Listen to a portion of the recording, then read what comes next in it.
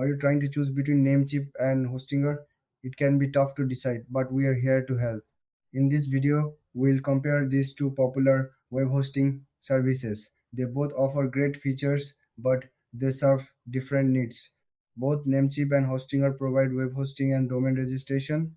They help you get your website online, but they do have some differences in their offerings. Let's start with Namecheap.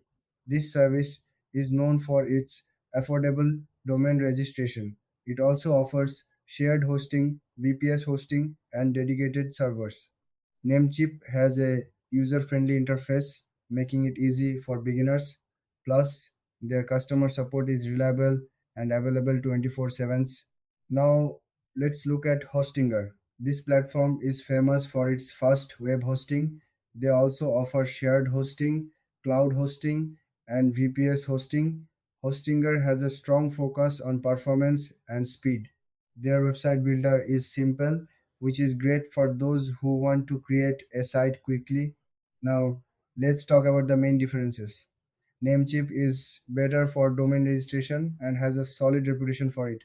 Hostinger, on the other hand, excels in speed and performance. If you want a fast website, Hostinger may be the way to go.